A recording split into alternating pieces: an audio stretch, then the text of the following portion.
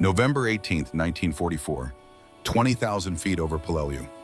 Captain Daniel Morrison's F-6F Hellcat circles in darkness so complete that wingtips disappear into nothing.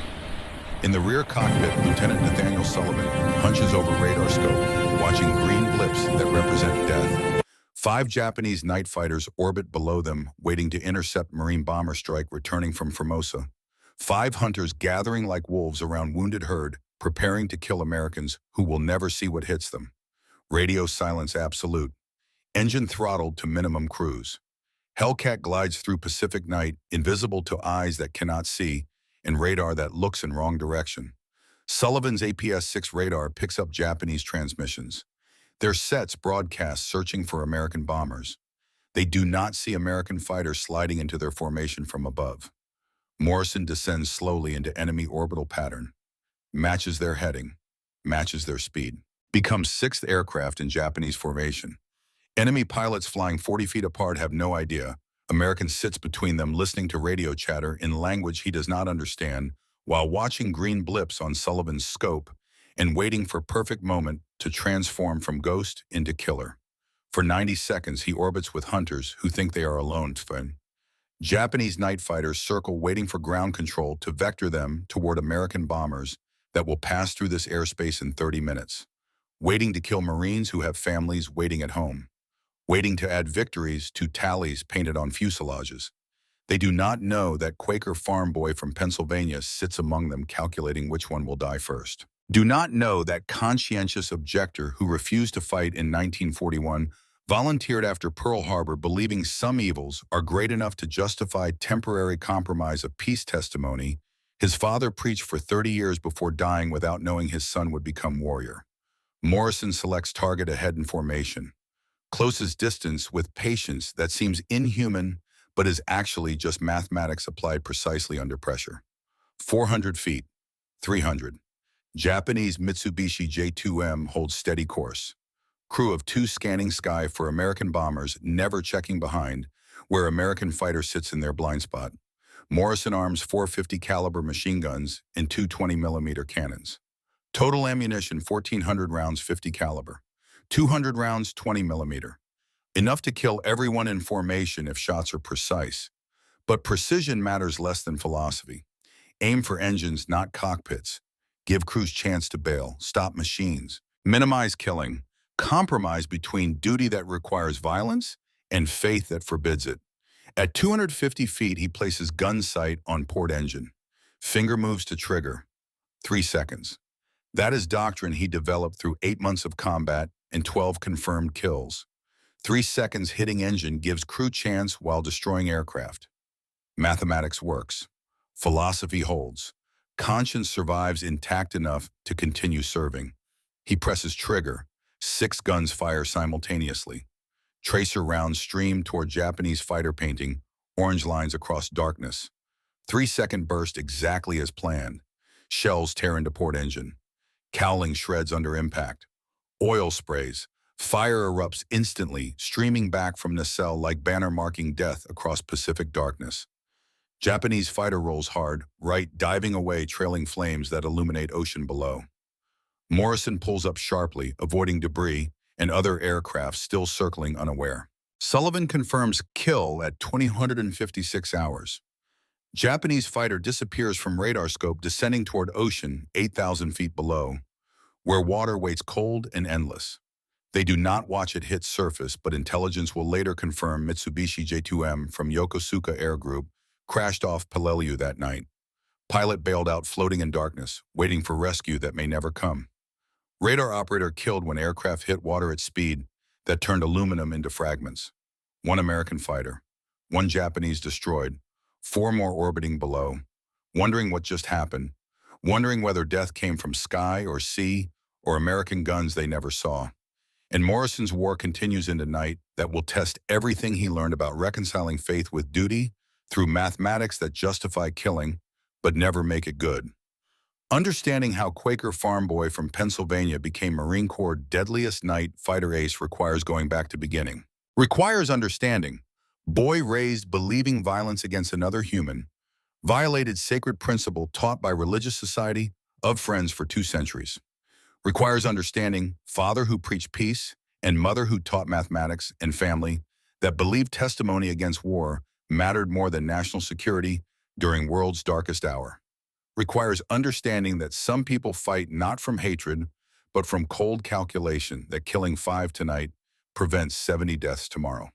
Mathematics that work even when conscience questions every trigger, pull, and every life taken and every soul marked by what war requires good people to become. Daniel Morrison grew up in Chester County, Pennsylvania, where Quaker farms stretched across rolling hills that had known peace since William Penn made treaty with Delaware tribes promising brotherhood that both sides mostly honored for century and a half. His father, Joseph, was minister at Valley Monthly Meeting. Small congregation, 30 families, all committed to peace testimony. Quakers maintained through American Revolution and Civil War and Great War, refusing military service, believing there is that of God in every person, making violence against them, violence against divine. All teaching children that killing was always wrong, regardless of cause or provocation or national emergency or threat to nation or family. Always wrong, no exceptions, no compromises. Simple, absolute truth that seemed clear until world proved nothing was simple, and truth came in shades requiring choices between competing absolutes. His mother, Sarah, taught mathematics and science at Friends School in Kennett Square, taught young Dan that universe operated by rules that could be understood through observation and calculation, that God's creation followed laws as reliable as Scripture, that understanding systems gave control when chaos threatened, that numbers did not lie when computed correctly. Different lesson than father taught, but complementary. Joseph taught moral law, absolute and unchanging across all time and circumstance. Sarah taught physical law, reliable and provable through experiment and observation. Both believed their truths mattered. Both taught their son to think clearly about complex problems. Neither anticipated how those lessons would combine when world went to war and forced impossible choices between faith received from generations past and duty perceived in present crisis. Dan was middle child, born 1921, between war that ended all wars and war that would dwarf it. Quiet by nature, thoughtful by upbringing, the kind of boy who watched hawks hunt field mice, calculating success rates and energy expenditure versus caloric gain. Who helped father with farm work, applying geometry to plowing and calculus to crop rotation without knowing those were advanced mathematics? Who read engineering journals alongside scripture, finding no contradiction between understanding God's laws through Bible and through physics? Both revealed divine order. Both showed pattern beneath chaos. Both taught that universe made sense if you looked carefully enough and thought clearly enough and calculated precisely enough. At 16, he announced intention to study mathematics at Haverford College, Quaker institution that would prepare him for teaching career like his mother. Safe profession that built rather than destroyed. Peaceful profession that honored testimony against war. His father preached every first day when meeting gathered in silence, waiting for God to speak through whoever felt called to ministry. Dan imagined future teaching mathematics to children who would use numbers to build bridges, not bombs, to calculate crop yields, not casualty rates, to understand world through equations that created rather than destroyed. Simple future, peaceful future. Future that seemed possible in 1937 when Hitler was distant problem and Japan was far away and America was still recovering from depression that taught harsh lessons about what mattered and what did not. 1940 brought tragedy that would shape everything following. Joseph died leading midweek prayer meeting. Heart attack sudden and complete. Gone before doctor arrived from town 8 miles distant on roads that turned to mud when rain fell. 52 years old. Had preached peace and love and nonviolence for 30 years. Had counseled young men facing military draft to choose prison over uniform. Had testified before Congress against war preparation, arguing that violence never solved problems, just created new ones requiring more violence, an endless cycle that consumed nations and souls. Died believing his witness mattered. Left widow and 3 children and congregation that depended on his moral clarity during time when world was sliding toward war that would test everything Quakers believed about human nature and divine grace and possibility of peace. Sarah did not break through grief, threatened to overwhelm her in waves that came without warning. Calculated instead with same precision, she taught students. Sold farm to Joseph's brother at fair price determined by comparing recent sales of similar properties.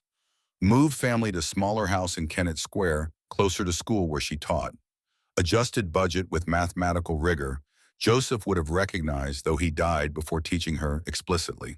Found additional teaching hours that paid enough to keep children in friends' school. Maintained Quaker community connections that sustained faith Joseph embodied. Taught Dan and siblings that principles required action, not just belief. That continuing Joseph's witness meant living values he taught through everyday choices made under pressure, when easy path was compromise and hard path was integrity. Dan absorbed these lessons, watching mother navigate widowhood with grace that looked like strength, but required courage he only understood later. Learned that emotion was real, but could not override logic when survival depended on clear thinking. That missing father did not change mathematics of making reduced income cover expenses. That honoring Joseph meant becoming even more committed to peace testimony he preached. Enrolled Haverford College fall 1940 studying mathematics and physics. Joined in campus peace movement. Attended rallies against military conscription that Congress was debating. Declared himself conscientious objector when selective service registration began that autumn, requiring all young men to register regardless of beliefs or circumstances. Form asked whether he objected to all war or just current conflict. He checked box saying all war. Based objection on religious training and belief as Quaker, who accepted testimony against violence as central to faith identity inherited from generations of friends who chose prison over uniform, who endured persecution for refusing to fight, who believed that there is that of God in every person making killing them killing piece of divine, received classification as conscientious objector, eligible for alternative service in work of national importance under civilian direction, expected to serve in civilian public service camps, doing forestry or soil conservation when drafted. Thought he had resolved question of how to respond to war without violating conscience. Thought choice was clear. Thought peace testimony was absolute. Thought wrong. December 7th, 1941 changed everything for everyone, including those committed most deeply to nonviolence. Pearl Harbor happened Sunday morning, while America slept, believing ocean protected them from foreign wars that consumed Europe and Asia, but could not reach continent between Atlantic and Pacific. By Monday afternoon, nation was at war with Japan, and within days with Germany and Italy, creating global conflict no one could ignore or dismiss or avoid through declaration of neutrality. By Tuesday, college campuses emptied as young men lined up at recruitment offices enlisting in services that would send them to die on islands with unpronounceable names and beaches soaked with blood. Dan's roommate joined Navy. His physics lab partner joined Army Air Corps. Friends from meeting joined civilian public service camps accepting assignment to fight forest fires and build roads and do work of national importance without bearing arms. Everyone choosing how to respond to crisis that seemed to demand picking sides between fighting evil and maintaining witness against violence. Dan struggled through December wrestling with question Joseph never had to face because Joseph died before Pearl Harbor made pacifism seem like luxury nation could not afford, and good people could not maintain, while others died stopping evil that threatened to consume world. Attended meeting for worship, seeking clarity in silence that Quakers believed revealed God's will to those who listened carefully enough and waited patiently enough and opened hearts honestly enough. Talked with elders about whether testimony against war was absolute regardless of enemies' behavior, or whether extreme evil created exception to principle. Read Quaker writings about how friends responded to previous conflicts. Found no consensus, just individual conscience wrestling with impossible choice between faith that forbade killing and duty that seemed to require it, between maintaining purity of witness and stopping evil that killed without discrimination or mercy or hesitation. Met Catherine Brennan at Friends Service Committee meeting January 1942. She was nursing student at Philadelphia General Hospital. Quaker background same as his. Also wrestling with how to respond to war without completely abandoning peace testimony that defined faith community. She had decided to volunteer for Navy Nurse Corps, would serve in hospitals treating wounded. Not bearing arms herself, but definitely supporting war effort by healing those who would return to combat. Not killing, but enabling others to kill by keeping them alive to fight again. Gray area that troubled her conscience, but seemed like acceptable compromise between absolute pacifism that let evil win and active combat that required killing directly. They talked 3 hours after meeting ended, about faith and duty, about testimony and compromise, about whether there was moral difference between killing enemy directly and supporting system that killed enemy by healing its soldiers. She believed stopping Japan and Germany was necessary even if it required violence, that some evils were great enough to justify temporary suspension of peace testimony, that God would understand when faithful people made hard choices in impossible situations, that maintaining purity of witness while others died stopping evil was itself kind of sin through omission, through choosing personal righteousness over collective responsibility, through valuing own conscience over others' lives. He was not convinced, but recognized sincerity of her reasoning and courage of her choice. They began seeing each other despite, or perhaps because of moral wrestling, both experienced, found comfort in someone who understood internal conflict between principles learned from childhood and realities of adult world at war, between wanting to maintain witness and wanting to stop evil that was consuming millions, between faith that said never kill and conscience that said sometimes you must, between father's teaching and world's demands. She enlisted Navy Nurse Corps March 1942. He remained at Haverford maintaining conscientious objector status while reading newspapers describing Japanese advance across Pacific and German victories in Russia and wondering whether his witness mattered to anyone beyond his own conscience. April 1942 brought news that shattered remaining certainty about maintaining absolute pacifism. Catherine's brother Thomas was Marine pilot flying a Wildcat fighters from Carrier in Pacific. His ship was torpedoed by Japanese submarine returning from mission. Thomas went down with Carrier trying to save trapped sailors below decks. Never got off ship. Died not in glorious aerial combat, but in dark water when ship rolled over before he could escape. Heroism that seemed to demand recognition beyond Quaker discomfort with military service. Nobility that challenged easy assumption that pacifism was always right answer. Sacrifice that asked whether witnessing against war was enough when others were dying trying to stop evil that killed indiscriminately. Dan attended memorial service at Catherine's family meeting. Heard Marine officer describe how Thomas died searching for shipmates during evacuation, how he refused to abandon men depending on him even when ship was clearly sinking, how he went below decks one last time looking for sailor trapped in compartment, how ship rolled over before he found exit. Officer said Thomas exemplified values Marines taught: courage under fire, loyalty to comrades, selfless service, willingness to die so others might live. These were not uniquely military values, were human values, were Christian values, were values Quakers taught. Difference was Marines taught you might have to kill to protect those values. Quakers taught killing violated those values. Same virtues, different conclusions about what they required when tested by crisis that offered no good choices. Walking home from memorial, Dan made decision that would define rest of his life, would withdraw conscientious objector status, would volunteer for military service, not because he believed killing was right, because he believed allowing evil to win unopposed while maintaining personal purity was wrong, would serve as pilot if possible, would fly fighters defending rather than attacking when choice existed, would aim for machines not men whenever circumstances allowed, would maintain moral core while accepting necessity of violence in world where evil existed and good people had to stop it. Compromise that satisfied no one completely, but seemed only honest path forward for someone wrestling seriously with complexity rather than accepting easy answers from either absolute pacifism or thoughtless militarism. Both were wrong. Both missed truth that lay between extremes. He told his mother first. Sarah listened without interrupting while he explained reasoning. Said he understood testimony against war, honored father's teaching, respected those who maintained witness, but believed this war was different, believed stopping Japan and Germany was necessary, believed he could serve without completely abandoning Quaker values by choosing how he fought, by aiming carefully, by showing mercy when possible, by counting cost rather than denying it. She was quiet long time after he finished, then said your father would struggle with this choice, would probably disagree with your conclusion, but would respect your wrestling with it honestly, would understand you are trying to honor competing obligations, both of which have legitimate claims on your conscience. I cannot tell you this is right, but I will not tell you it is wrong.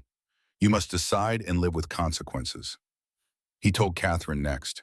She cried, but not from sadness, from relief that he would serve, and from fear that he might die, and from guilt that her relief meant accepting he would kill. Said she understood contradiction between loving someone and wanting them to stay safe versus supporting cause that required them to risk death. Said nursing felt same way. She healed people who would kill, enabled killing by preventing death, participated in war while maintaining technical innocence. All of them were compromised. All of them were trying to stop evil while preserving what good they could. None of them were pure. All of them would have to answer to bond for choices made under pressure in an imperfect world that offered no perfect options. Spring 1942, he withdrew conscientious objector status and enlisted Marine Corps aviation. Told recruitment officer he had some college mathematics and physics. Officer said Marines needed pilots, would send him to flight training if he qualified. Dan said he wanted fighters if possible, wanted to defend rather than attack. Officer looked at him strange but wrote down preference. Said most men wanted bombers because seemed safer from enemy fighters. Said fighters meant dogfighting and getting shot at daily and dying young if luck ran out. Dan said he understood, said he had reasons for choosing fighters. Did not explain that defending bombers felt morally clearer than dropping bombs on cities where civilians lived. Did not mention that fighter combat was individual, not mass killing. Did not say that he hoped to stop machines without necessarily killing crews, just said fighters please and let officer think what he wanted. Before leaving for training, he spent last weekend at home. Saturday morning, his mother made pot roast for lunch, his favorite meal. Same recipe she cooked every Sunday before father died. Beef slow roasted with carrots and potatoes and onions until tender enough to cut with fork. Smell filled small house, making it feel like home before war changed everything.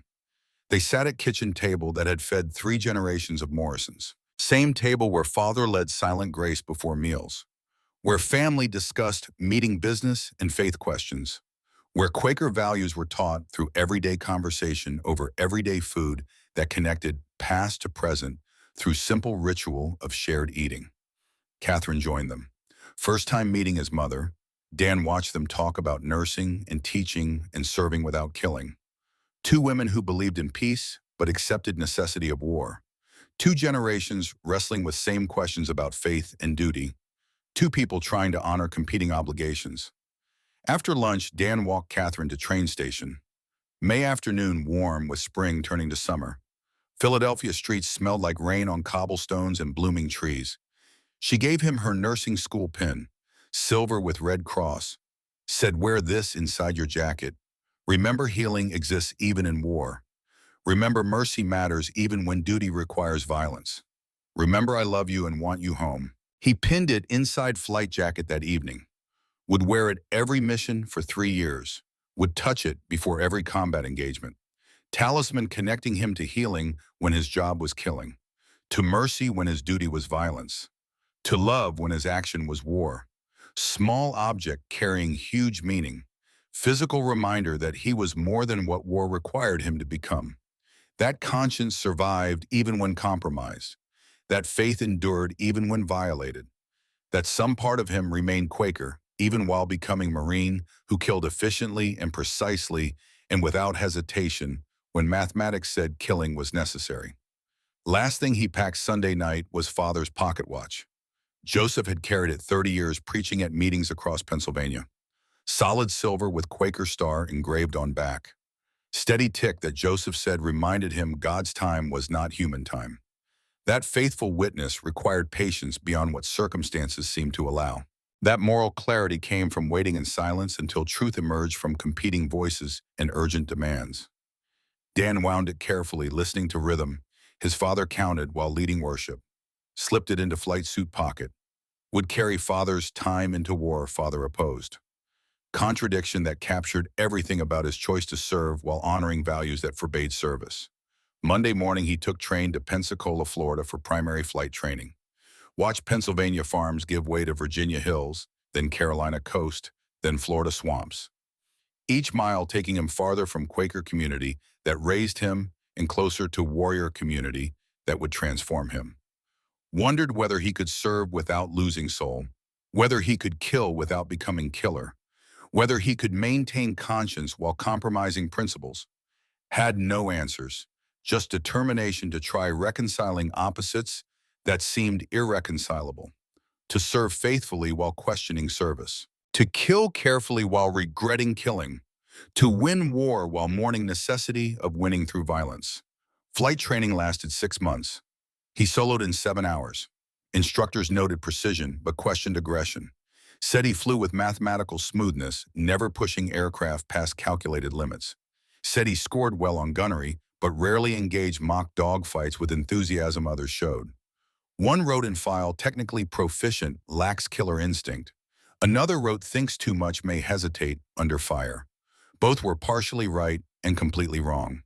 Dan did think constantly, did calculate obsessively, but would not hesitate when time came because would have already determined exactly what to do. Different path to same effectiveness that instructors trained for. Better path perhaps because thinking prevented mistakes that got pilots killed. Advanced training moved him to Corpus Christi, Texas, learning night fighter operations. There he met Nathaniel Sullivan. Nate, to everyone who knew him. Irish-American from Boston, 24 years old, radar operator training for night fighter duty. Brilliant with electronics, despite having only high school education from Catholic school in South Boston, where brothers taught discipline through ruler across knuckles. Could read radar scopes others found confusing.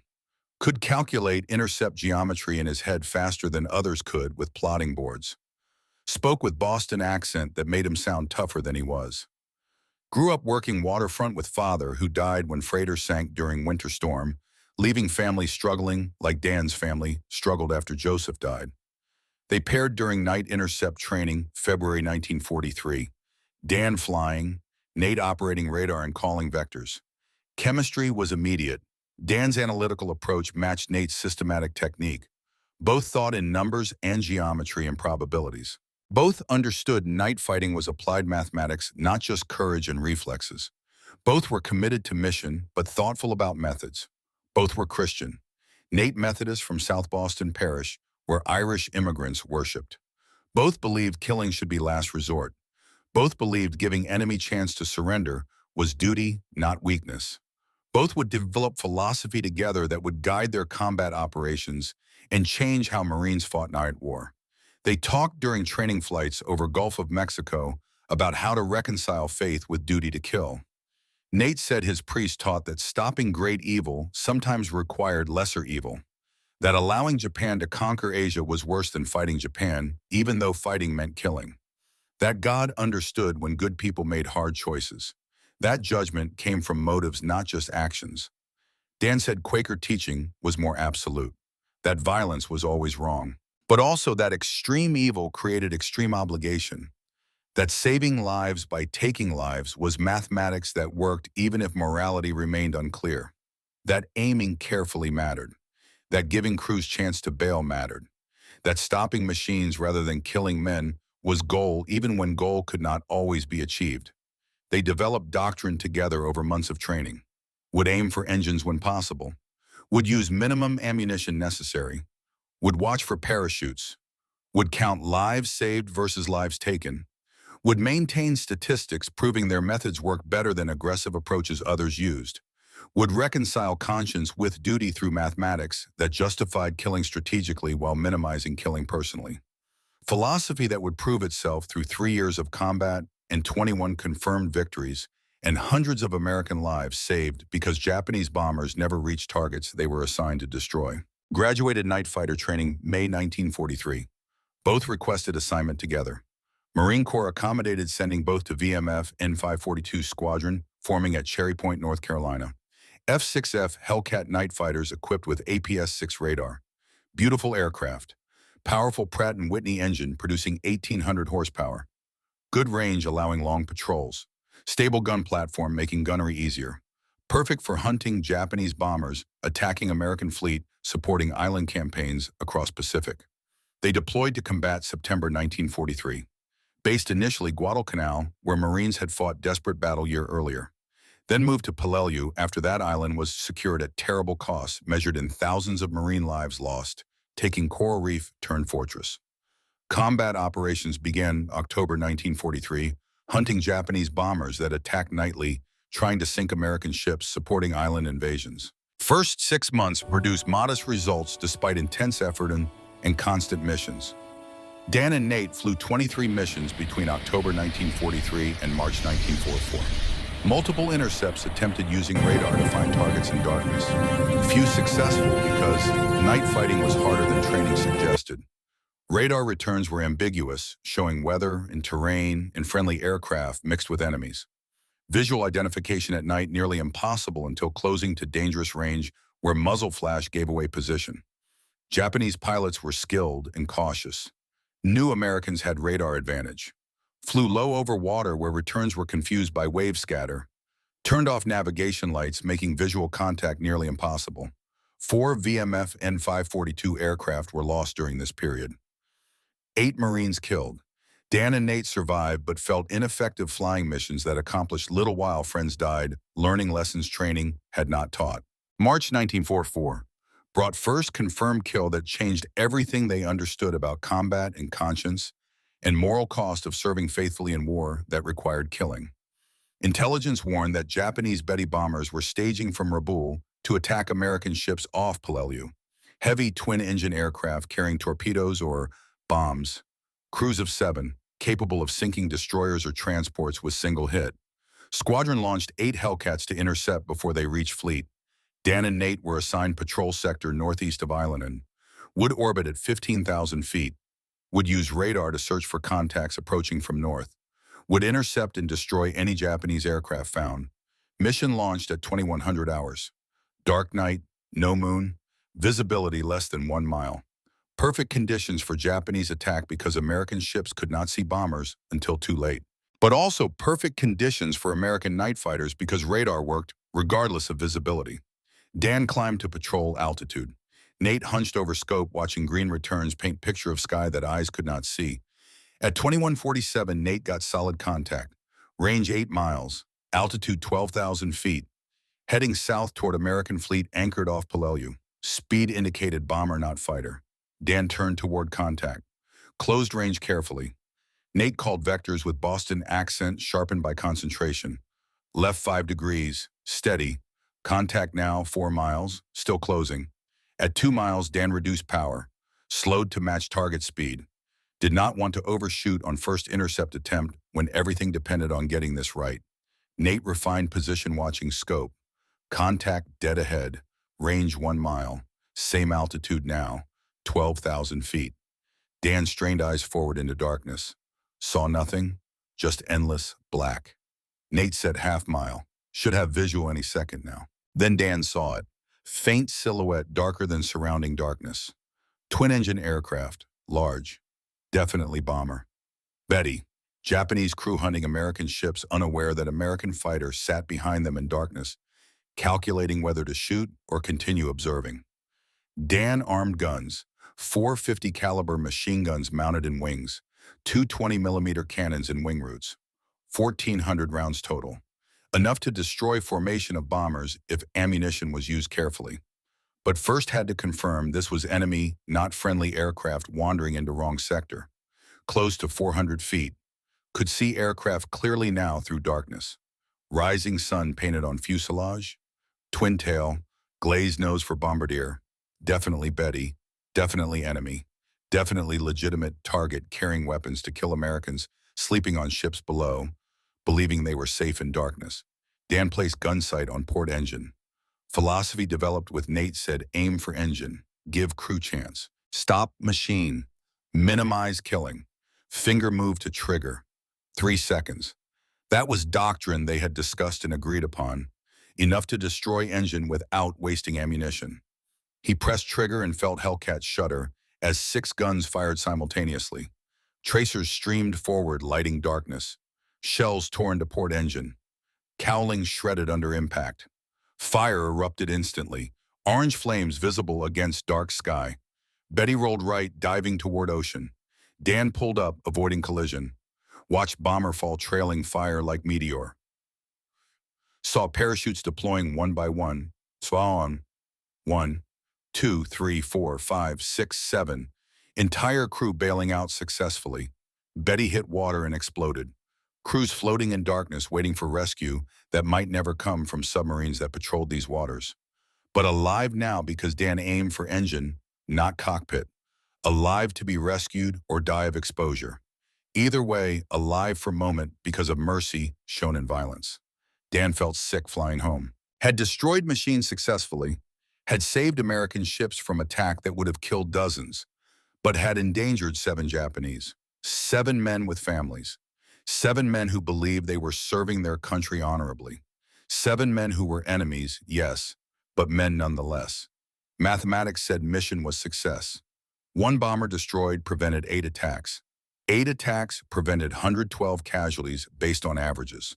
Simple multiplication showing 7 lives endangered versus 112 lives saved. Conscience said killing was never success, even when necessary, even when mathematics worked, even when alternatives were worse. Both were true. Both mattered. Reconciling them was burden he would carry. Rest of his life, beginning that night over Dark Pacific, when philosophy about stopping machines met reality, of men falling through sky into ocean that would likely kill them even though he aimed carefully to give them chance. Landing at Peleliu, he reported 1 Betty destroyed. Intelligence confirmed through radio intercepts and Coastwatcher reports. Gun camera showed hits on engine, showed parachutes deploying, showed explosion when bomber hit water. Squadron commander congratulated him. First kill for him. First kill for squadron in 2 months. Proof that tactics worked when executed properly. Other pilots celebrated. Dan went to chapel, sat alone in darkness, touched nursing pin Catherine gave him, felt father's watch ticking in pocket, measuring time that felt different now. Prayed to God he was not sure existed anymore by asking forgiveness for killing, even while knowing he would kill again tomorrow if ordered. Asking whether defending friends by killing enemies was righteousness or sin. Getting no answer except silence that Quakers taught was where God spoke, but that tonight felt like absence, not presence. Like void where certainty used to live. Nate found him there, sat next to him without speaking. Boston Irish Catholic and Pennsylvania Quaker, sitting together in military chapel on Pacific Island, trying to understand what they had become. They sat in silence 20 minutes. Then Nate said, "We saved American ships. Saved American sailors who would have died if that bomber reached them. Japanese bomber would have killed dozens with single torpedo hit. Stopping 1 bomber saved many lives. 7 Japanese endangered versus 40 Americans saved. 112 over time if you count attacks prevented. Mathematics works." Dan said mathematics works, but souls remember. Numbers justify, but hearts question. Equations balance, but conscience remains unbalanced. Nate said yes. Souls remember. That is why we aim for engines. Why we watch for parachutes. Why we count cost instead of denying it. Why we will become ministers after war, assuming we survive. Because we cannot do this and remain unchanged. Cannot kill and keep innocence, even when killing is necessary. Can only try minimizing evil while stopping greater evil. Can only calculate carefully and pray constantly and hope God understands what we do, because we must not, because we want to. They flew more missions, April and May. Second kill came April 18th. Third and fourth came May. Each time Dan aimed for engines. Each time watched for parachutes. Each time calculated lives saved versus lives endangered. Each time mathematics justified action. Each time conscience questioned mathematics. By October 1940, Dan and Nate had 12 confirmed kills. All bombers, all using same technique. Intelligence calculated that 12 Japanese bombers destroyed prevented estimated 160 American deaths based on analysis of enemy attack patterns and casualty rates. Each bomber averaged 8 successful attacks, if not destroyed. Each attack killed or wounded averaged 14 sailors or Marines. Multiplication was simple. 12 times 8 times 14 equals 1,344. Their kills had saved over 1,000 American lives. Mathematics that worked perfectly on paper and imperfectly in soul. But November 18th would test everything they learned, would push methods to limits, would require killing in ways that violated philosophy developed through prayer and calculation, would prove that war ultimately forces everyone to compromise regardless of intentions or mathematics or careful moral reasoning, would demonstrate that sometimes stopping great evil requires becoming small evil, would show that conscience survives war but never escapes unchanged, would begin night that ended with 5 Japanese fighters destroyed and souls marked forever by what duty required and faith questioned and mathematics could never quite justify completely, no matter how carefully calculated under pressure, when lives depended on being right and being wrong meant dying or letting others die, because you hesitated when hesitation was luxury no one could afford. November 18th began like every combat mission with ritual that connected Marines to home through simple act of eating breakfast that sailors would envy and soldiers would remember. Squadron mess served steak and eggs at 1600 hours for crews flying evening patrol. Real beef brought from refrigerated ship. Fresh eggs from supply depot. Hot coffee strong enough to wake dead. Food that reminded them they were Americans fighting for nation that could feed its warriors better than enemy could feed civilians. Material superiority that translated to moral superiority in minds of young men who needed to believe their cause justified killing they would do when darkness fell over Pacific. Dan and Nate sat together in corner of mess tent away from others. Neither spoke much before missions, both lost in thoughts about what night would bring. Dan cut steak slowly, chewed carefully, tasted salt and char and richness that reminded him of Sunday dinners in Pennsylvania before war. His mother never cooked steak, too expensive for teacher's salary. But pot roast she made had same comfort, same connection to home and normalcy in life before everything changed. He wondered what Japanese pilots ate before missions. Rice probably. Green tea, dried fish, different food, same fear, same hope to survive, different gum, same prayers rising from same desperate human need to live one more day. Nate poured coffee from thermos into metal cup. Steam rose in evening air, already cooling as sun dropped toward horizon painting sky orange and purple. Coffee tasted like burnt metal and diesel fuel and something bitter that came from being brewed in pot that never got properly clean. But it was American coffee, strong and abundant, not rationed or scarce. Americans had so much they wasted it, poured out half cups, made fresh pots hourly. Abundance that was weapon as surely as guns and bombs. Enemy could not match American industrial capacity, could not feed their people while fighting war on 2 fronts, could not sustain conflict against nation that gave warriors steak before sending them to kill. They did not discuss mission until meal was finished. Then Nate spread map on table stained with grease and coffee rings. Intelligence photos showed Japanese airfield on Formosa. Pilots lived in simple barracks, ate communal meals, wrote letters home to families they might never see again. Same as Americans did, same hopes, same fears, same humanity. Difference was propaganda each side believed. Japanese taught their pilots that emperor was divine, that dying for him guaranteed paradise, that Americans were demons, were barbarians, were less than human. Lies that made killing easier, made dying acceptable, made fanatic resistance possible even when war was clearly lost and victory impossible and death was certain. Dan studied photos thinking about men who would die tonight if missions succeeded. Japanese pilots were not monsters, were men serving nation like he served his. Young men who believed what their government taught, same as American young men believed what American government taught. Difference was American government told truth mostly, told citizens they were fighting to restore peace, to defend freedom, to stop aggression, to prevent empire that conquered through murder and rape and enslavement. Japanese government told citizens they were liberating Asia from Western colonialism, building co-prosperity sphere, defending emperor who was God on earth. Lies that would cost them war and cost individual pilots their lives tonight when American night fighters found them orbiting over Peleliu, waiting to intercept Marine bombers returning from dangerous mission over heavily defended targets. Briefing at 1700 hours was straightforward. Marine dive bombers were hitting Formosa airfields at dusk, would return after dark flying low over water to avoid Japanese radar.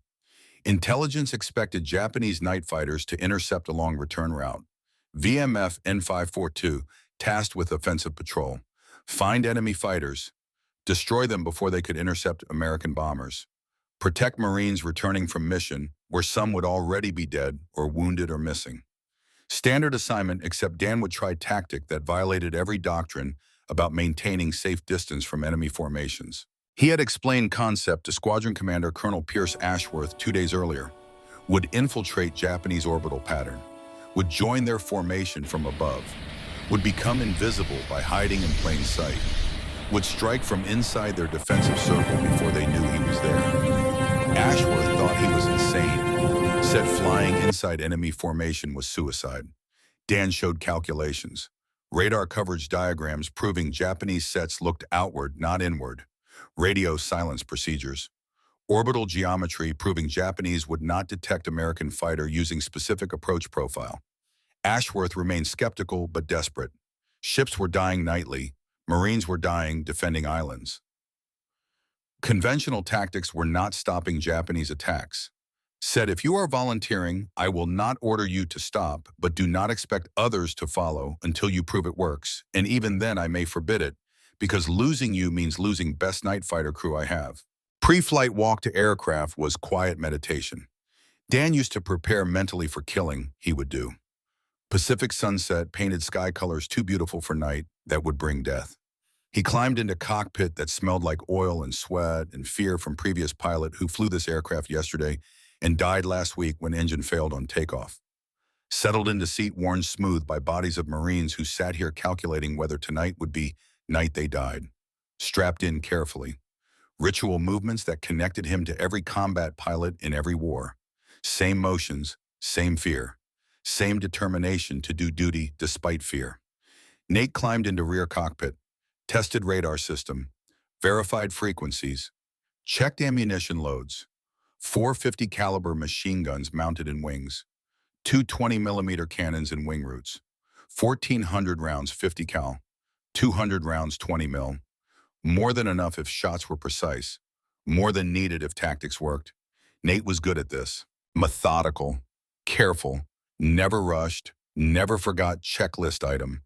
Partnership that worked because both thought same way. Both valued precision over speed. Both understood that surviving required thinking, not just reacting. Engines start at 1720 hours. Pratt & Whitney radio coughed blue smoke, then caught with roar that shook airframe and rattled teeth. Dan ran through checklist mechanically. Oil pressure rising, fuel flow steady, magnetos checked, instruments reading normal. Everything ready, everything working.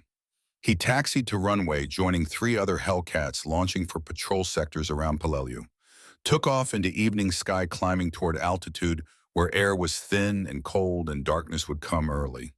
Nate monitored radar showing scattered returns ahead. Some were Marine bombers heading to target. Others might be Japanese.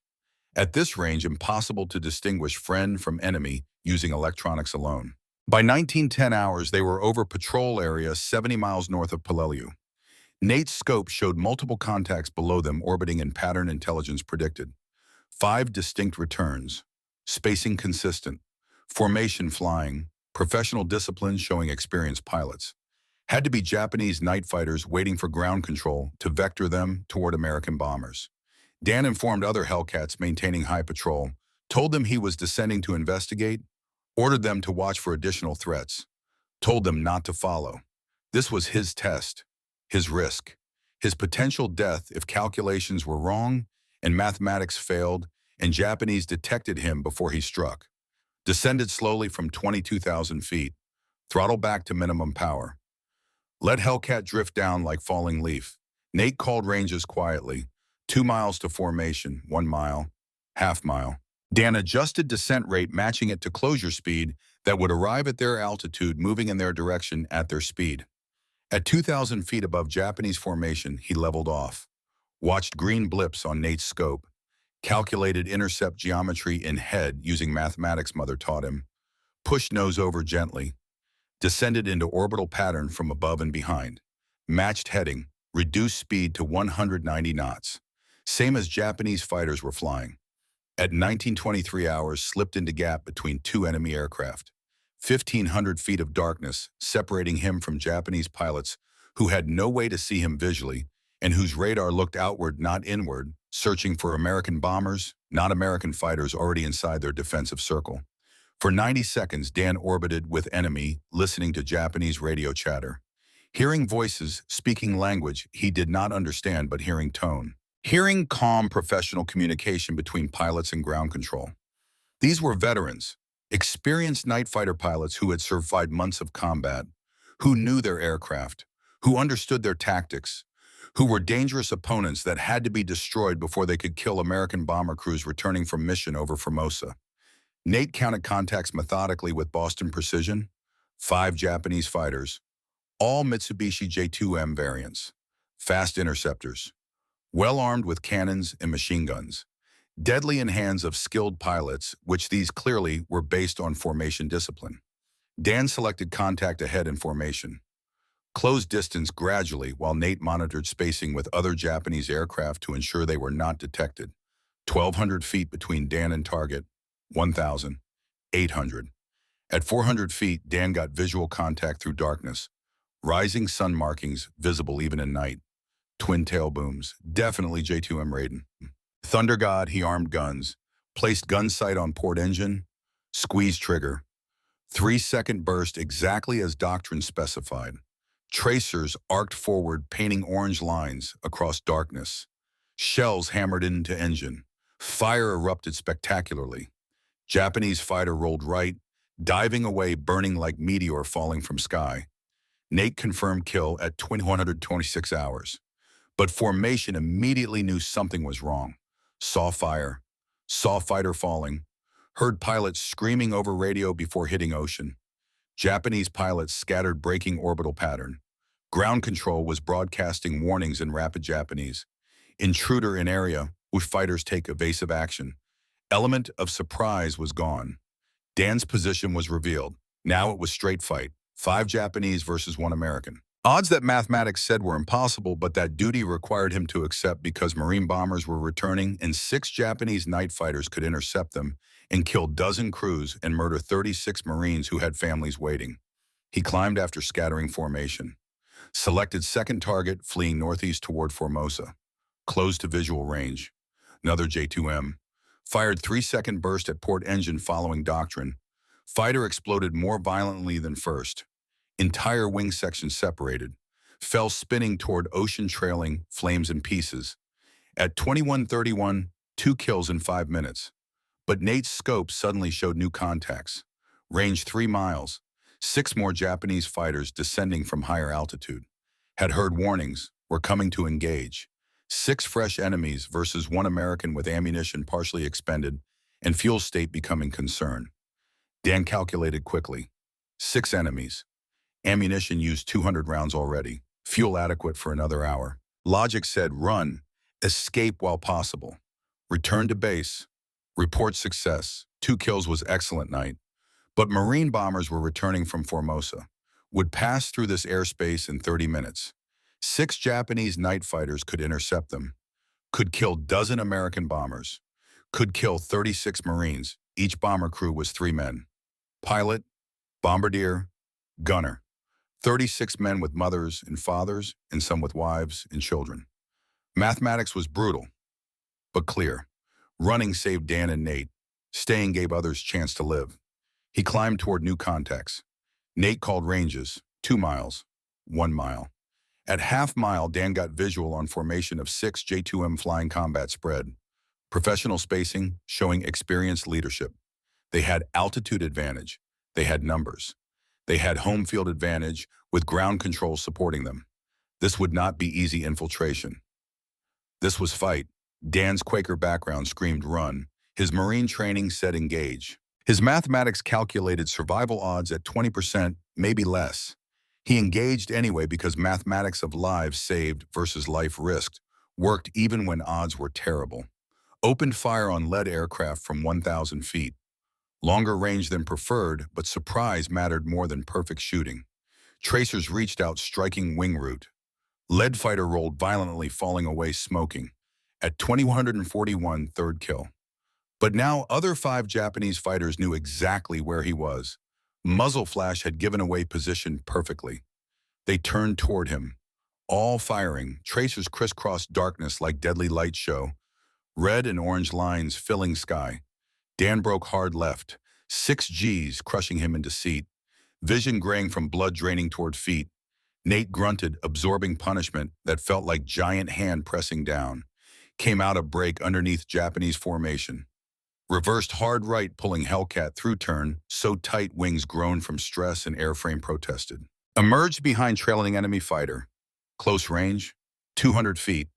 Could see Japanese pilot's head moving in cockpit, looking for him, scanning sky, trying to find American who had killed his leader. For first time since combat started, Dan made choice that violated everything he believed about fighting with mercy. No time for engine shots. No time for giving crew chance to bail. No time for philosophy. Kill or be killed. Survival versus doctrine. Mathematics versus morality. He aimed not at engine but at cockpit itself. Center mass, where pilot sat, where man lived who was trying to kill him. Press trigger. 4-second burst. Longer than doctrine allowed. Hellcat shuddered from recoil as 6 guns fired simultaneously, pouring shells into cockpit. Japanese fighter disintegrated. Canopy shattered. Pilot visible for instant, then gone. Aircraft tumbled, burning toward ocean in pieces. At 2143 fourth kill, Dan felt sick immediately. Had killed man directly. Had aimed at human, not machine. Had violated doctrine developed with Nate to maintain some mercy in necessary violence. Had become killer, not just warrior. Had crossed line he promised himself he would never cross. But alternative was dying. Was letting Nate die. Was allowing Japanese fighters to kill American bomber crews. Mathematics worked. Conscience screamed. Both were true. Both mattered. Could not reconcile them now. Had to keep fighting. Had to survive. Had to complete mission. Would process guilt later if later came. 2 more J2M diving at him from above in bracket attack. 1 high, 1 low. Standard tactics. Predictable approach. Dan pulled into high attacker, accepting head-on pass. Combined closure rate exceeded 500 knots. Both fired simultaneously. Tracers filled space between them. Dan felt impacts. Rounds hitting Hellcat. Metal tearing somewhere behind him. Nate shouting something. Then Japanese fighter flashed past so close Dan saw pilot's face through canopy. Young, terrified, human. They both missed fatal shots. Both survived moment. Dan rolled inverted, pulled through, came out behind J2M that had been attacking from below. Fired 3 seconds. Engine shot this time. Returned to doctrine when possible. Returned to mercy. Fire erupted from port engine. Crash followed. At 2145 fifth kill. 1 Japanese fighter remained from formation that had engaged. Pilot was skilled. Turned hard right. Came around behind Dan. Nate called it urgently. Contact 6 o'clock. Range 500 feet. Closing fast. Tone in his voice said this was bad. This was end. Japanese had position. Had angle. Had initiative. Dan tried to reverse. Too slow. Hellcat was damaged from earlier hits. Controls sluggish. Hydraulics failing. Response delayed. Japanese fighter fired. Tracers walked up toward them, lighting darkness. Nate screamed. Rounds impacted. Hellcat shuddered violently. Something exploded. Smoke-filled cockpit. Then miracle happened. Japanese guns stopped. Out of ammunition. Must have expended everything during engagement. Pilot broke off. Dove away. Disappeared into darkness. Gone. They were alive. Damaged, but alive. Nate was hit. Right shoulder bleeding. Not critical, but painful. He said through gritted teeth that he could still function. Could still operate radar. Dan assessed damage to aircraft while turning southeast toward Peleliu.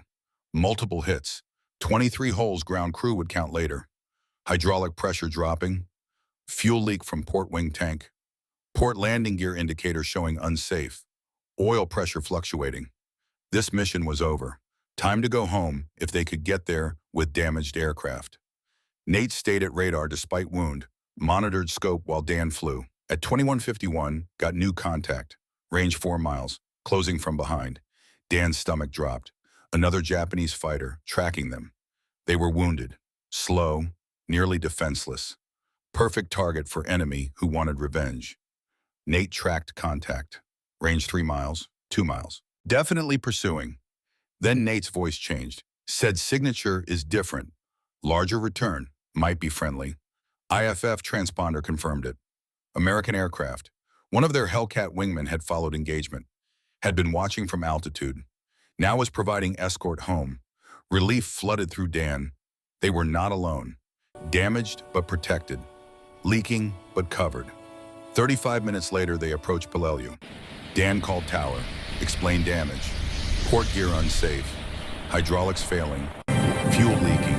Requested straight-in approach with emergency equipment standing by. Tower cleared them. Crash crews positioned along runway. Ambulance waiting. Corpsman ready. Dan extended gear. 2 green lights and 1 red. Port gear down but not locked. Would have to land carefully. Hope it held. Hope aircraft did not ground loop. Hope they walked away. Landing was hard. Touchdown on starboard gear first. Held port wing up as long as possible using aileron and rudder. When it touched port gear, collapsed immediately. Hellcat skidded sideways. Sparks flying like fireworks. Metal screaming. Dan fought controls. Kept aircraft relatively straight through force of will. Finally stopped 300 yards down runway. Both climbed out quickly. Nate bleeding but mobile. Corpsman rushed to help him. Dan walked around Hellcat counting damage. 23 holes. Some large enough to put fists through. Hydraulic lines severed. Fuel tank punctured. Port gear destroyed. Miracle it flew home at all. Ground crew surrounded aircraft. Counted holes. Whistled at damage. Asked how many kills. Dan said 5 confirmed. Maybe 6 if gun camera verified all. Crew chief said, "You are grounded, Captain. This bird needs complete rebuild. Take week minimum, maybe more." Dan said, "Fine." Felt exhausted. Felt sick. Felt like he needed to pray or vomit or both. Walked to chapel instead of debriefing. Needed to process what happened before talking to intelligence officers about kills and tactics and how mission succeeded. Chapel was empty. Small tent with folding chairs and makeshift altar. Crucifix made from palm wood by Marine who died taking island. Dan sat in front row. Pulled out father's watch. Listened to steady tick. Same rhythm, same reliability. But Dan felt different. Felt changed. Had crossed line tonight. Had aimed at cockpit. Had killed man directly instead of destroying machine. Had violated philosophy developed to maintain conscience in necessary war. Mathematics said he had no choice. Had to survive to protect Nate. Had to survive to save bomber crews. But mathematics could not erase memory of Japanese pilot's face visible for instant before cockpit shattered. He touched nursing pin Catherine gave him. Tried to remember mercy exists even in war. Tried to believe he could maintain conscience despite what duty required. But tonight proved war ultimately forces everyone to become what they oppose. Forces pacifists to kill. Forces merciful to murder. Forces good people to do evil things for good reasons that sound hollow when examined closely. He had killed 5 Japanese tonight, had saved American bomber crews, had protected friends, had done duty, but had also become killer, had aimed at human being and pulled trigger knowing result, had watched man die because he shot him. Mathematics justified it, faith questioned it, conscience would carry it forever. Father Declan O'Malley found him there. Irish chaplain who understood combat better than most ministers, had served in France during Great War, had killed Germans in trenches, had wrestled with same questions about faith and violence, sat next to Dan without speaking. They sat in silence 10 minutes. Then O'Malley said in soft brogue, "I heard about mission, 5 confirmed. You saved our bombers. Saved 36 Marines who will go home to families because you stopped Japanese fighters. That matters." Dan said, "I killed a man tonight, Father. Aimed at cockpit. Saw his face before he died." O'Malley said war requires that sometimes. Requires becoming what we hate to stop greater evil. Does not make it good. Makes it necessary. You carry burden now. That shows conscience survives. Shows grace still works in you despite what you had to do. Means you remain human. Means soul is intact even when damaged. They talked about doctrine of just war. about moral difference between murder and defensive killing in war, about how good people navigated evil situations that offered no good choices. O'Malley said aiming for engines whenever possible shows restraint, shows desire to minimize killing even while accepting necessity. Tonight you had no choice. Was kill or be killed? Was survive to fight another day or die accomplishing nothing? Mathematics worked. Conscience questions. Both are true. Both matter. Living with tension between them is price of serving faithfully in an imperfect world. Dan asked whether God forgave killing in war. O'Malley said God forgives everything when confession is honest and repentance is real. But forgiving does not mean forgetting, does not mean burden disappears, means God carries burden with you, means grace sustains despite guilt. You will carry this forever. Will remember face of man you killed. Will question whether you could have chosen differently. That is good. Means conscience survives. Means you remain human despite what war requires you to become. Intelligence debriefing happened next morning. Dan reported 5 confirmed kills. Gun camera verified all 5. Intelligence calculated impact. 5 Japanese night fighters destroyed prevented estimated intercept of 12 American bombers. 36 Marine lives saved immediately. Each Japanese fighter averaged 6 bomber kills per deployment based on analysis of enemy records. Mathematics showed Dan's mission prevented 72 American deaths over next month. Numbers that justified everything. Numbers that explain nothing about cost to conscience or weight on soul or price paid in humanity. Colonel Ashworth called him to operations tent. Said mission succeeded beyond expectations. Said tactics worked better than anyone hoped. Said he wanted Dan to train other crews. Wanted to spread infiltration technique across squadron. Wanted every night fighter pilot using approach that gave Americans advantage in darkness where Japanese thought they were safe. Dan said he would train others, would explain tactics, would show calculations, but also would explain cost, would tell them about cockpit shot, about killing man directly, about burden that came with effectiveness, about price paid for success measured in statistics. Ashworth said fair enough. Fair. Said honesty mattered more than propaganda. Said Marines needed to know both success and cost. Within a week, Dan briefed entire squadron on November 18th mission, showed gun camera footage, explained orbital infiltration, demonstrated calculations proving Japanese could not detect American fighter using specific approach. Also told them about moment when tactics failed. When situation required killing man, not just machine. When philosophy met reality and reality won. Said this will happen to you. Will force choice between dying faithful to doctrine or living by violating it. Mathematics works when calculating missions. Fails when calculating souls. You must decide which matters more in moment when both cannot be preserved. 3 pilots adopted tactics immediately. Flew next missions using infiltration approach. All 3 got kills using engine shots and minimal ammunition. All 3 reported higher confidence and better results. Success rate increased across squadron. By late November, VMF N542 was most effective night fighter squadron in theater. Ashworth wrote report to Wing Headquarters recommending tactics be adopted across Marine Corps night fighter community. By December, infiltration techniques were being taught to new pilots at training command back in States. Dan and Nate had changed doctrine through proving mathematics worked even when conscience questioned cost. But statistics told only part of story. Other part was invisible. Was carried in hearts of men who killed efficiently while questioning morally. Was burden of knowing you saved friends by becoming what you opposed. Was weight of reconciling faith that forbade killing with duty that required it. Was mathematics that worked perfectly on paper and imperfectly in souls that remembered faces of men killed even when killing was necessary and justified and unavoidable. Dan carried this. Would carry it through 16 more victories over next year. Would carry it through war's end and discharge and return home. Would carry it into ministry where he taught peace while respecting those who served.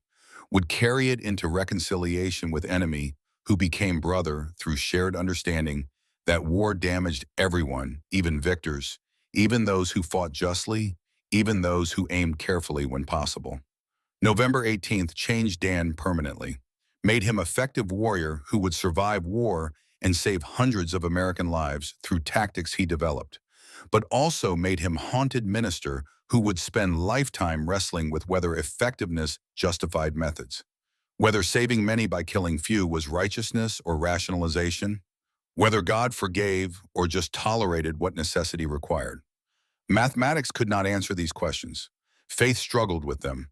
Only grace could carry burden that came with serving faithfully in war that required becoming what faith opposed. War ended August 1945 with atomic fire over Japanese cities in surrender that saved millions of American lives. Invasion would have cost. Dan and Nate both left Marines January 1946. Duty fulfilled. Combat tours complete. 21 confirmed victories between them, making Dan highest-scoring Marine night fighter ace of Pacific War. Statistics that measured effectiveness, but not cost.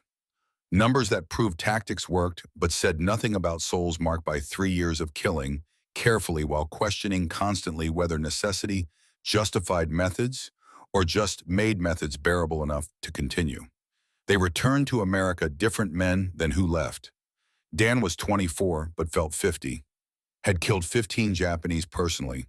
Had watched 6 more fall to coordination between Nate's radar and his guns working as seamless team. Had aimed at cockpits when doctrine said aim at engines. Had seen faces of men dying because he pulled trigger. Had calculated that 21 enemy fighters destroyed prevented 126 American bomber deaths, saving 378 Marine lives based on intelligence analysis of enemy effectiveness and American casualty rates. Mathematics that worked. Conscience that questioned. Both traveling home in same body that looked young but felt ancient. Separation processing happened at San Diego. Marines returning from Pacific stood in lines waiting for paperwork transforming them from warriors to civilians. Dan wore uniform covered with ribbons. Navy Cross with Gold Star. Distinguished Flying Cross with 2 oak leaf clusters. Air Medal with 14 clusters. Presidential Unit Citation. Each ribbon represented mission where he killed or nearly died or both. Decorations that marked effectiveness without mentioning cost. He would put them in box after discharge. Would not wear them again except at military funerals. Would not display them in home. Would not use them to claim authority about war. Were evidence not credentials. Were marks not medals. Catherine met him at train station in Philadelphia. He had not seen her in 18 months. She wore nurse's uniform.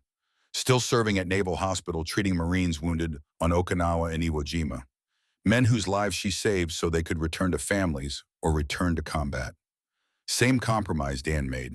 Same participation in war while maintaining distance from direct killing. They embraced on platform. Did not speak. Just held each other while other Marines reunited with families around them, displaying joy that felt foreign after years of calculated killing. Eventually she pulled back. Looked at his face, said, "You are different." He said, "Yes." She said, "We all are." War changed everyone who touched it, even those who only healed what it broke. They walked to her apartment near hospital. Spring evening 1946. Philadelphia smelled like rain on cobblestones and blooming magnolias. Sounds of city at peace, traffic and voices in church bells. No air raid sirens, no anti-aircraft fire, no sound of engines warming for combat missions. Peace that seemed fragile. Peace that cost millions of lives to achieve. Peace that men like Dan bought through becoming what they opposed. She made dinner, pot roast, his favorite, same meal his mother cooked. Recipe passed through generations of Morrison women. Beef slow roasted with carrots and potatoes until tender. Smell filled apartment, making it feel like home despite years away. They sat at small table, barely big enough for 2. She poured coffee. He watched steam rise. Remembered pre-mission coffee tasting like metal and diesel. This tasted like coffee, like normal, like peace. But normal felt strange after 3 years of war. She asked what he would do now. He said he was not sure. Thought about returning to Haverford, finishing mathematics degree, maybe teaching like his mother. But also thought about seminary, about studying theology, about becoming minister like his father, about trying to understand what he did during war, about reconciling Quaker faith that forbade violence with Marine service that required it. She said she understood, said she felt same pull toward ministry, toward understanding how good people participated in evil war even when participation seemed necessary. Said nursing saved lives but also enabled war to continue. Healed men who returned to combat. Supported system that killed even while personally healing. Same compromise Dan made. Same burden carried. She had applied to nursing school to become instructor. Would teach next generation. Would prepare them for service. Would also warn them about cost. About how helping even in just cause marked souls permanently. They married June 1946. Small ceremony at Valley Meeting where his father preached and where Dan attended before war. Same meeting house, same silent worship. Different people. War had killed some, had changed others, had transformed everyone who lived through it. Wedding was quiet, his mother attended. Catherine's parents, Nate and his new wife from Boston. Few Marines from squadron, no grand celebration. Just acknowledgement that they had survived separately and could build life together. Reception in church basement, coffee and cake. Veterans talking quietly about missions they remembered and friends they mourned. Catherine's nursing colleagues trying to make conversation with men who had killed professionally. Dan stood slightly apart watching, thinking about Japanese pilots who should have been there, who had families waiting, who never came home because he shot them from Skaam. Enrolled Princeton Theological Seminary, fall 1946. Studied systematic theology and ethics. Wrote thesis on just war theory from Quaker perspective. Wrestling with question whether Quaker testimony against war was absolute or whether extreme evil created exception to principle. Whether his service violated faith or fulfilled it in different way than Father imagined. Professor who reviewed thesis said it was most honest wrestling with violence and faith he had read. Said Dan did not resolve contradiction. Did not force easy answer. Just acknowledge both claims were legitimate. Both had truth. Both required consideration. Living faithfully meant accepting tension rather than eliminating it through false certainty. Nate chose different path. Enrolled seminary in Pittsburgh, studying comparative religion. Focused on reconciliation between different traditions, between American values and cultures America fought. Graduated 1950, became Methodist minister in Pittsburgh, serving working-class community of Irish and Polish immigrants. Taught that faith transcended nationality and race. That former enemies could become brothers through shared commitment to peace. That war's divisions could be healed through honest confession and mutual forgiveness. Dan graduated Princeton 1949, became Quaker minister in Philadelphia, youth ministry, teaching peace testimony while acknowledging complexity of moral choices in evil world. Worked with teenagers wrestling with questions about faith and patriotism, about whether serving military violated Christian principles, about whether standing for peace meant refusing all violence or just questioning all violence. He told them about his choice, about volunteering despite Quaker background, about killing 15 Japanese while trying to minimize killing, about burden carried, about reconciliation sought, told them he could not say what they should do, could only share what he did and what it cost. Catherine and Dan had 3 children, 2 daughters and son. Raised them in small house with yard near Valley Meeting. Normal American life war had been fought to preserve. He rarely spoke about combat at dinner table. When children asked, he said he flew fighters in Pacific, protected bombers, came home when war ended. They pushed for details. He deflected, said real heroes were ones who did not come back. Men in cemeteries scattered across Pacific Islands deserved recognition, not survivors who were lucky enough to live or skilled enough to calculate survival through mathematics that worked. But he kept flight logs in desk drawer, kept gun camera footage, kept notebook filled with calculations from missions. Sometimes late at night when sleep would not come, he would pull them out, read through entries. Remember being 23 and terrified and calculating whether mathematics would keep him alive one more mission. Remember Japanese fighters falling. Remember faces visible for instance before impact. Remember that war was applied mathematics with consequences measured in lives, not abstract numbers. Remember that surviving required becoming what he opposed. Remember cost. 1962 brought letter that would change how he understood war and killing and reconciliation and grace. From Tokyo, written in careful English, said I am Takeshi Yamamoto, former Japanese Navy pilot. I believe you shot my aircraft November 18, 1944. I survived because you aimed for engine, not cockpit. I became Christian after war. I am now pastor in Tokyo. I would like to meet you, discuss what happened, understand who you are, perhaps find reconciliation between enemies who became brothers through shared faith despite never meeting. Dan read letter 3 times, showed it to Catherine. She said he should respond, should meet, should seek closure for wounds still open after 18 years. He was uncertain, worried about opening memories he had carefully contained in locked parts of mind that only emerged during nightmares. Worried about facing man he nearly killed. Worried about explaining how Quaker minister destroyed 5 aircraft in 90 minutes, including one where he aimed at cockpit killing pilot directly. But also curious, also hoping reconciliation might ease burden, also believing God worked through strange providence, bringing enemies together after war ended. He wrote back, said yes, he was pilot that night. Said yes, he remembered engagement. Said he aimed for engines when possible to give crews chance. Said he became minister after war, wrestling with same questions about faith and violence. Said he would meet if Yamamoto was willing. Suggested International Theology Conference being held in Hawaii, March 1963. Neutral ground. American territory but Pacific location. Place where both could come without excessive travel. Place where reconciliation might happen between men who tried to kill each other 19 years earlier. Yamamoto agreed. They would meet in Honolulu.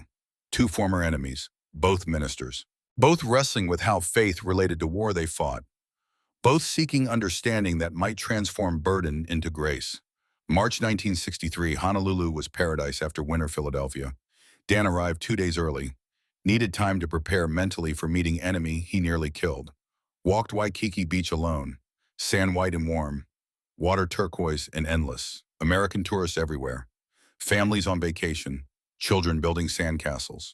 Old couples walking hand in hand. This was what war protected. Normal people living normal lives. Not thinking about bombers or fighters or mathematics of killing. Just enjoying peace bought through sacrifice they would never understand or appreciate fully. Conference opened March 4th at University of Hawaii. 200 participants from 15 nations. Theme was reconciliation after war. How former enemies could build peace. How faith communities could heal wounds conflict created. Dan presented paper on Quaker testimony against war and complexities of living that testimony in evil world. Argued that absolute pacifism ignored reality of extreme evil. That standing aside while innocents died was itself sin. That serving in just war while maintaining conscience was harder than refusing service altogether. Audience listened politely. Few understood internal struggle his service represented. Most saw contradiction, not tension. Saw compromise, not courage. Yamamoto attended wearing simple dark suit. Sat in back row. When Dan finished presenting, Yamamoto raised hand. Asked in accented English whether speaker believed his wartime service contradicted Quaker principles or fulfilled them in an unexpected way. Dan paused, considering question carefully. Said both. Said yes, it violated testimony against war that Quakers maintained for centuries. But also no, because stopping Japan's conquest of Asia required violence that pacifism could not provide. Said living with contradiction was burden, but also witness. Showed faith could survive compromise, could question actions while accepting necessity, could maintain conscience while serving in war. Yamamoto nodded slowly. Said this was exactly struggle he faced as Buddhist who became Christian. Understanding that absolute principles met imperfect world and both had claims on conscience that could not be fully reconciled. Said he fought believing emperor was divine, believed dying for him guaranteed paradise, believed Americans were demons destroying sacred Japan. Then occupation proved everything false. Emperor announced mortality. MacArthur proved Americans could be merciful. Christian missionaries taught grace transcended nationalism. World collapsed. New understanding emerged. Faith transformed through defeat that freed him from lies. They spoke privately after session in hotel courtyard overlooking ocean. Awkward first moments. 2 middle-aged men who once tried to kill each other. Now both clergy, both wrestling with same questions about faith and war. Both seeking reconciliation that might ease burden carried 19 years. Yamamoto pulled photograph from wallet. Showed wife Keiko, 3 children, 2 boys, 1 girl. Said, without your mercy, I have no family. Without your choice to aim at engine, my children do not exist. My wife is widow. My parents have no grandchildren. Chain of consequences flowing from one decision you made in 3 seconds under fire. Dan felt weight of that, felt responsibility and gratitude and burden of 5 Japanese pilots killed that night. 5 who had families too. Families that ended. Wives who became widows. Children who lost fathers. Parents who buried sons. Yamamoto's family existed because Dan showed mercy. Other families ended because circumstances prevented mercy. Mathematics of war. Some lived, some died. Calculations made in seconds determine futures spanning generations. They walked to a restaurant near beach. Yamamoto suggested they get lunch, talk more, understand each other beyond brief conference exchange. They ordered fish, local mahi-mahi grilled with pineapple. Yamamoto said he loved American food now, especially hamburgers and Coca-Cola, symbols of democracy that came with occupation. First American food he tasted was Hershey chocolate bar. Marine chaplain gave it to him after surrender. Sweetness shocked him after years of wartime deprivation. Japanese propaganda said Americans were barbarians, but barbarians did not share chocolate with defeated enemies. Cruel conquerors did not rebuild cities they destroyed. Dan smiled, said war had strange outcomes, turned enemies into brothers, turned hatred into hamburgers, turned killing into reconciliation through faith that transcended nationality. Yamamoto said MacArthur's occupation changed everything he believed. Introduced democracy, introduced freedom of religion, introduced idea that emperor was not divine. His world shattered. Everything he fought for was lie. But from collapse came new understanding. Christianity taught that grace was given, not earned, that forgiveness transcended revenge, that love defeated hate. This explained American behavior, explained chocolate in Reconstruction, explained mercy shown by victors who could have been vindictive. He converted in 1947, baptized by American missionary in Tokyo, chose Christian name Paul, after apostle who persecuted Christians then became one. Perfect parallel.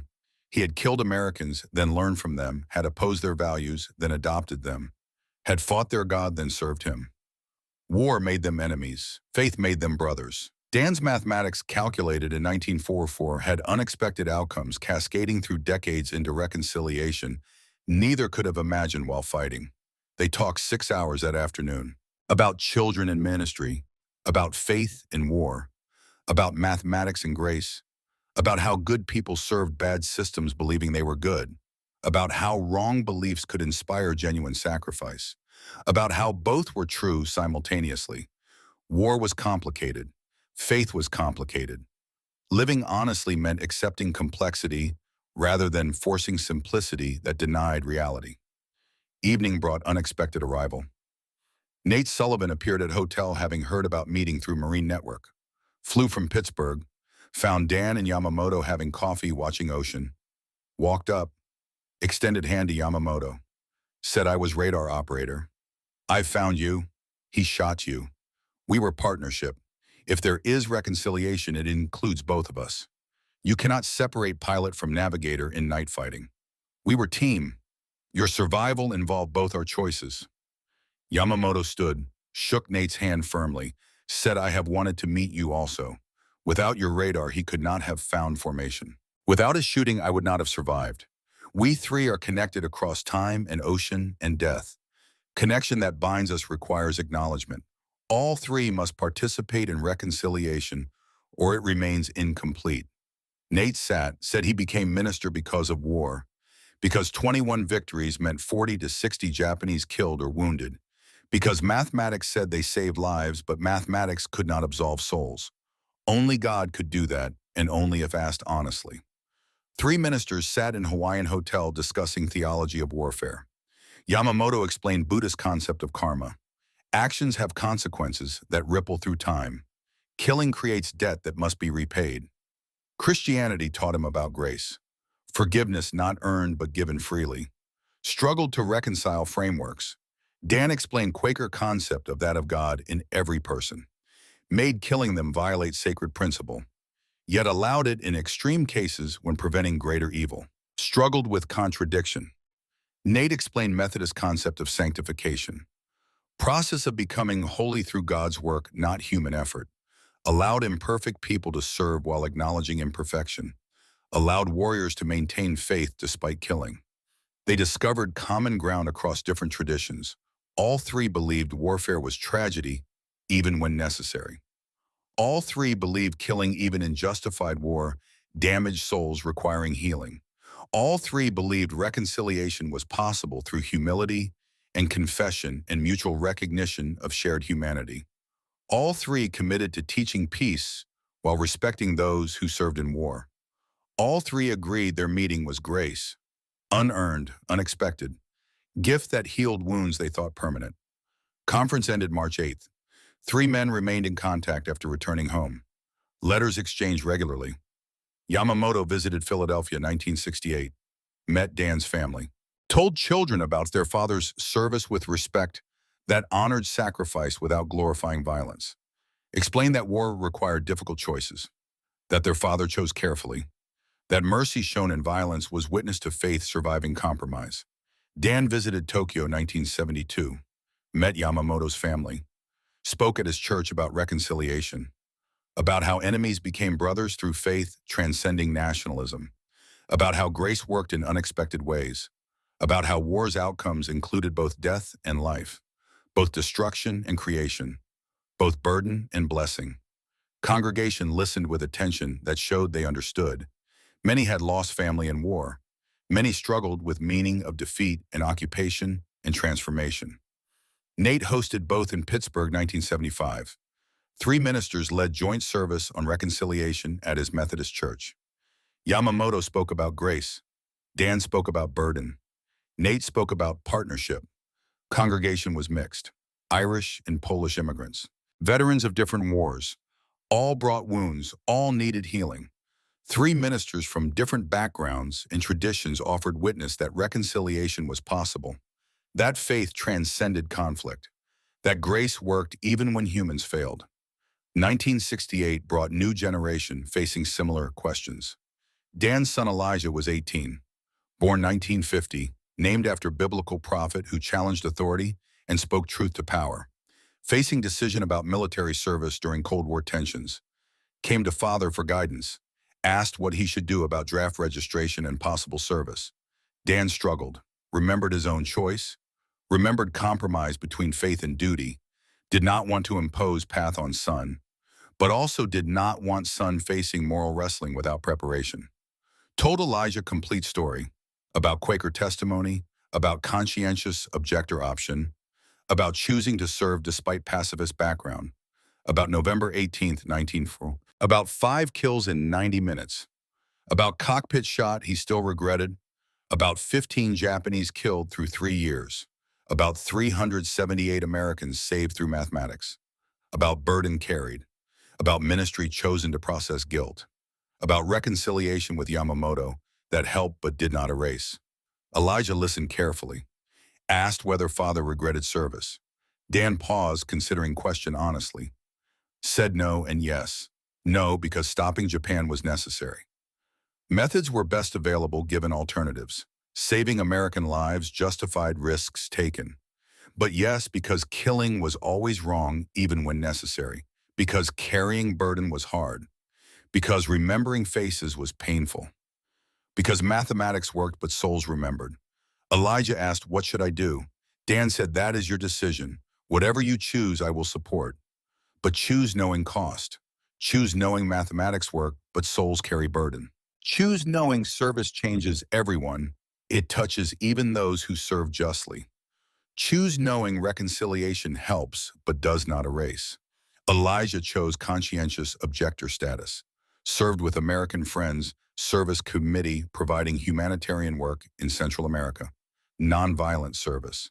Dan supported completely, told him this was valid choice, told him father chose different path but respected this one, told him moral courage came in many forms. Nate's son Nathaniel Jr. faced similar decision 1974, age 18, born 1956 in Pittsburgh, came to father asking about military service. Nate told him about November 18th, about 5 kills, about infiltrating enemy formation, about mathematics justifying everything, about theology questioning everything, about Yamamoto becoming brother, about Dan becoming family, about choosing ministry to process what war required. Nathaniel Jr. chose seminary instead of military, became Methodist minister like father, served inner-city community, focused ministry on veteran mental health and reconciliation, helped soldiers returning from service process trauma and guilt, applied lessons learned from father and Dan about carrying burden while maintaining faith. Nate was grateful. Grateful son would not face questions he faced, would not kill, would not carry burden of taking lives, would serve differently. 2003 brought Nate's death, age 84, heart failure, peaceful at home surrounded by family in Pittsburgh. Dan flew from Philadelphia for funeral. Yamamoto sent letter read at service. Said Nate was warrior who became shepherd. Navigator who found targets became guide toward peace. Partnership between Nate and Dan changed his life by giving him life. Buddhism taught him suffering. Christianity taught him grace. Both taught him both existed in warfare and both required acknowledgement. Funeral was attended by 60 former Marines, VMF N542 veterans now old men themselves. Men Nate served with, men who knew about 21 victories in Navy Cross and also about ministry that followed. Colonel Ashworth attended, age 101, former squadron commander, said Nate and Dan changed how Marines fought night war. Tactics saved hundreds of American lives. Philosophy influenced generation of pilots. Aiming for engines when possible became doctrine. Minimizing killing while maximizing effectiveness became goal. Legacy worth leaving. Dan gave eulogy, spoke about 60-year friendship, partnership in war and peace, mathematics justifying killing and theology questioning it, Yamamoto becoming brother through grace neither earned, choosing ministry to process what war required. Said Nate's greatest gift was showing warrior and shepherd were not opposites. Same person could kill when necessary and love unconditionally. Faith allowed imperfect people to serve an imperfect world while maintaining commitment to ideals even when violating them. Yamamoto attended from Tokyo, aged 91, stood with Dan at graveside, placed flower on coffin, said Buddhist prayer in Japanese, said Christian prayer in English, said Nate was bridge between nations, between war and peace, between killing and conscience. Without Nate's radar, Dan could not have found him. Without Dan's mercy, he would not have survived. Without survival, he would not have found faith. Chain of grace connecting 3 lives across ocean and time. Yamamoto died 2004, age 92. Letter arrived from his son. Said father spoke often about Dan and Nate, about how enemies became brothers, about how faith transcended war, about how reconciliation healed wounds. Said father's final words were gratitude for mercy shown 1944 and friendship built 1963. Said Dan gave father life twice. Once when engine shot let him bail. Second when forgiveness let him heal. Daniel Morrison died February 2018, age 97. Peaceful death at Philadelphia Quaker Nursing Home. Catherine, present though weakened by own age of 98. Children and grandchildren surrounding bed. Last words were asking whether he honored his father's faith while serving in war. Catherine said yes. Said choosing ministry proved commitment to peace. Said teaching youth about costs of war was witness. Said reconciliation with Yamamoto was grace. Dan smiled, closed eyes, passed peacefully. Funeral was held at Valley Meeting where his father Joseph ministered. Quaker service, silence and reflection. Multiple people stood to speak about how Dan influenced them. His ministry to youth, his teaching about peace testimony, his honesty about moral complexity, his refusal to glorify war even while acknowledging necessity of his service, his friendship with Yamamoto proving enemies could become brothers. Marines were also present, VMF N542 veterans. Old men now, testified about different Dan, fighter pilot who infiltrated enemy formations, ace who destroyed 21 Japanese aircraft, warrior who saved hundreds of American lives through precision and courage, leader who changed doctrine by proving mathematics worked. Yamamoto's family attended from Tokyo. Red letter he wrote before death. Said Dan gave me life twice. Once, November 1944, when engine shot let me bail. Second, March 1963, when forgiveness let me heal. Without Dan would not have survived war. Without reconciliation would not have found peace. Legacy is not 21 victories. Legacy is teaching mercy exists even in combat. Faith survives even warfare. Enemies can become family through grace, neither earned but both received. Catherine spoke last, age 98, widow 3 months. Said she met Dan in 1942 when both were Quakers wrestling with whether to serve. He chose combat, she chose nursing.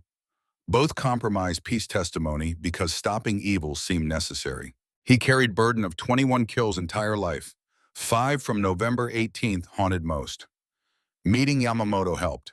Knowing some survived because he aimed carefully helped. But burden never left completely. This was cost of serving in war, even just war. His medals were donated to Marine Corps Museum. Navy Cross with Gold Star, Distinguished Flying Cross with oak leaf clusters, Air Medal with 14 clusters, displayed with flight logs and gun camera footage and handwritten notes about each engagement, notes showing calculations before missions, notes showing prayers after kills, notes recording Japanese crew members known to have died, notes counting American lives estimated saved. Mathematics and theology combined in careful handwriting showing man wrestling honestly with complexity. Modern Marine Corps still teaches his tactics. Night fighter doctrine includes his innovations. Infiltrating enemy formations, minimizing ammunition expenditure, aiming for engines when possible. His methods saved lives then, save lives now through pilots who learn from example. Legacy is mathematical, measurable, proven through decades. But true legacy is different. Is showing warrior and shepherd are not opposites, but sometimes same persons serving different needs in different times. That killing, even in just war, damages souls. That mathematics justify actions, but only grace heals wounds.